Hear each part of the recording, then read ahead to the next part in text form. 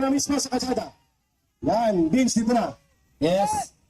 Yan. Ito po ay sanhi ng pagluluksa ng bayan sa demokrasya na ninakaw at pinatay ng administrasyong ito. Ayan ang kabaong.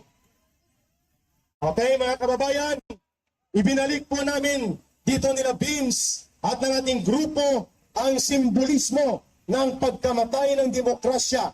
At ngayon ay nakabukas po ang kabaong na nagpapakita na ang demokrasya sa Pilipinas ay halos patay na sa pamamagitan ng mga pagyurak ni Marcos Jr. sa mga institusyon ng demokrasya, kagaya po ng ginagawa niyang pananaputay sa Senado. Ayan mga ilang Senado. Ipaglaban natin ang demokrasya! Okay. Magsalita ka ng Ernest. So gaya po ng natin, dapat po tayo magkaisa. Ang panawagan po namin, lahat po ng mga nanonood ngayon sa inyong mga telebisyon, sa social media, ang pakikipaglaban po para sa ating demokrasya ay nandirito ngayon. Wala po sa bahay. Sakripisyo po tayo sama-sama. Sa totoo lang po, ngayon po ay nakaburol pa ang ating nanay. Condolence po, Colonel Galang. Po. Pero, narapat ko po na kahit paano makita yung mukha ko dito dahil ako po ay nakikisa sa ating lahat na nandito ngayon para ipaglaban yung ating demokrasya. Ang laban po natin ay hindi na po sa personalidad. Ito po ay laban na ng bawat Pilipino. Laban ng ating mga kapulisan, laban ng ating mga sundalo. Lahat po ng ating mga apo at mga anak ay maapektuhan kung hindi po tayo gagawa ng paraan at pagkilos na ipaglaban ang ating demokrasya. Kaya po sa ngalan po ng United People's Initiative at sa amin pong lead coordinator, si retired Major General Romy Bordis, ang ating pong Secretary General na si Captain Ray Valeros. Kami po ay nanawagan sa ating mga kababayan. Punta po tayo dito sa Senado. At ito po ang laban. Laban para sa ating demokrasya. Maraming salamat po at mabuhay ang Pilipinas. Maraming salamat, retired Colonel Jonathan Galang.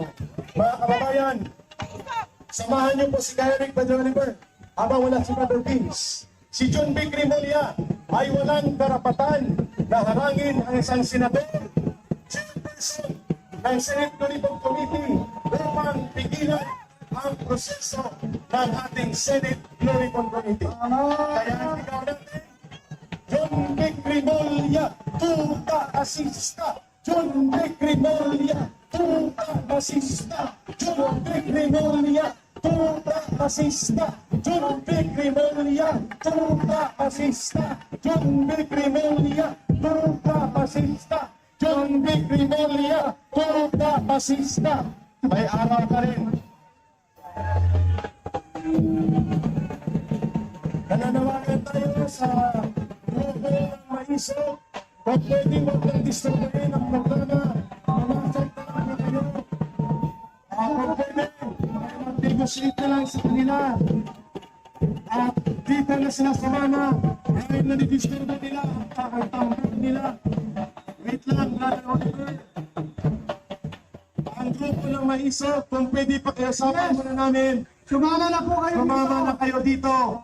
At ang inyong tambol ay sabay nyo sa programa natin. Magsama-sama na po tayo. So please proceed here.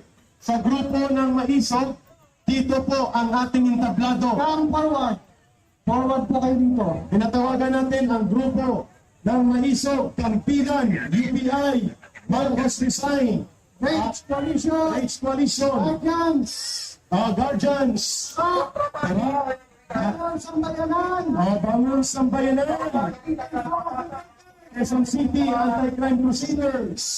Anti-Crime PGC! Indigenous Philippines! Sara Philippines Movement! Sara Philippines! PGP naman, si Attorney Garin. Grupo ng Dasana. Yan. Sama-sama po tayo. Ano din tayo nakakasok? Tayo, program naman na tayo. Ang boses. Ito naman napakataas ang kanyang enerhiya sa pagkakita. Colonel Methan para sa UPI at sa pagtititon ng mga Pilipino sa harap ng Senado.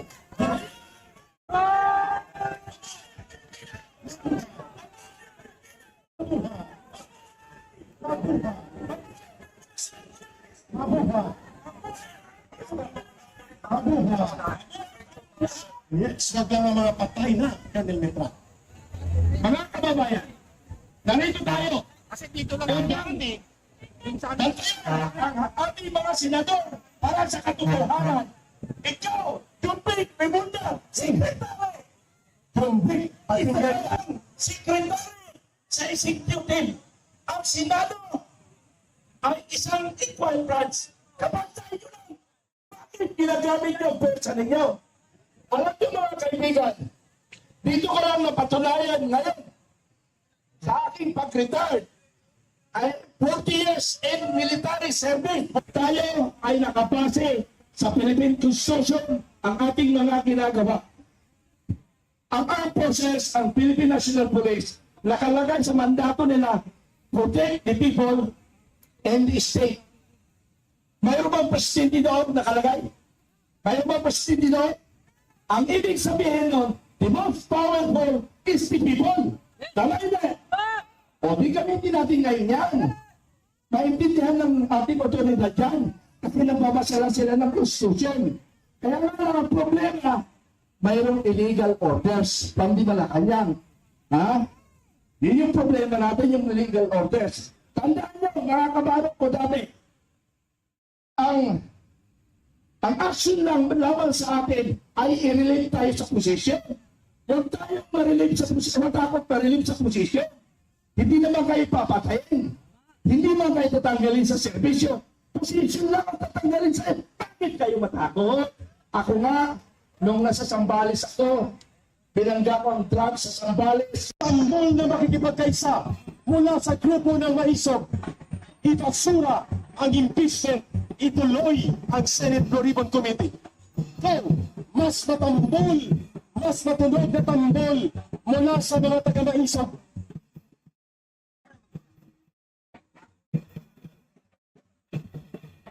Pag-init mo ito, mas malakas, mas matunog, Maisog. Tambol na kapayapaan, tambol na protesta.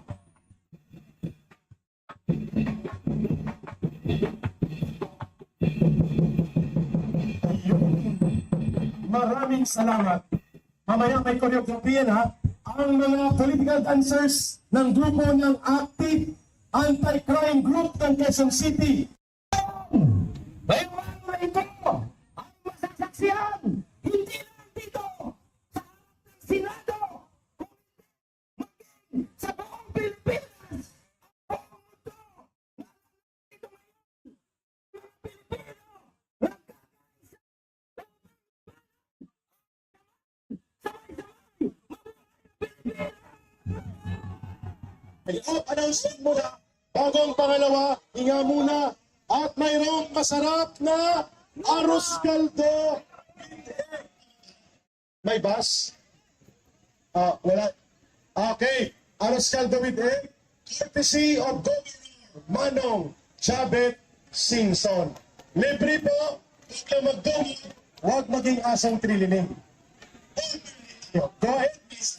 Mag-away, gusto ko, wala daw alam.